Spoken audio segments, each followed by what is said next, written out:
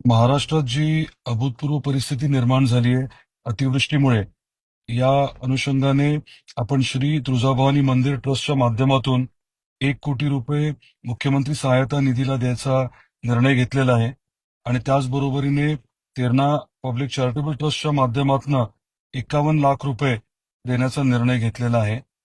हे करत असताना धाराशिव जिल्ह्यातील शेतकऱ्यांना, खास करून ज्यांची जमीन खरवडून गेली आहे किंवा जे नागरिक ज्यांचं अतिवसं नुकसान झालेलं आहे, त्यांना वेगळी मदत करण्याच्या बाबतीत देखील निर्णय घेतलाय.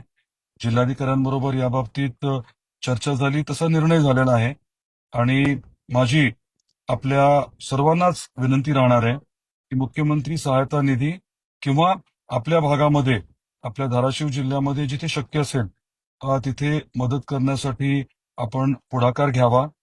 खास करून धाराशिवचे जे भूमिपुत्र आहेत, जे बाहेर राहतात, मुंबई पुण्याला राहतात, देशात परदेशात राहतात, त्यांनी देखील या आणीबाणीच्या परिस्थितीमध्ये आपली जबाबदारी ओळखून आपल्याला जे शक्य आहे ते निश्चितपणे मदत करावी, ही आपल्या सर्वांना मला आग्रहाची विनंती करायची आहे.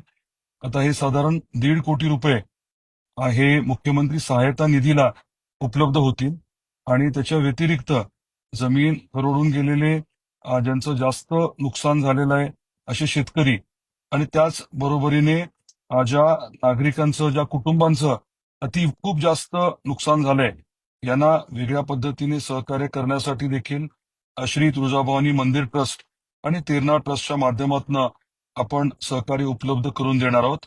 आणि पुनश्च आपल्याला देखील विनंती आहे की जे शक्य असेल ते आपण देखील सहकार्य करावं.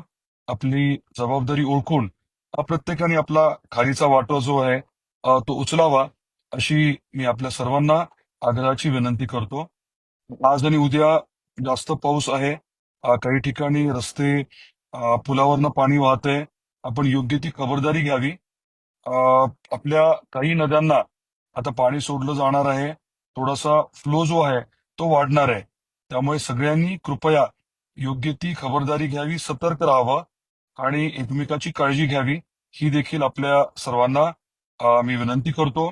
पाहणी दौरे वगैरे चालू आहे, परंतु अधिक आपल्याला काही कळवायचं असेल, काही मोठी अडचण वगैरे असली तर तातडीने मला आपण कृपया SMS करावा, ही देखील सूचना आपल्याला या माध्यमातून देतो. काळजी घ्या. धन्यवाद.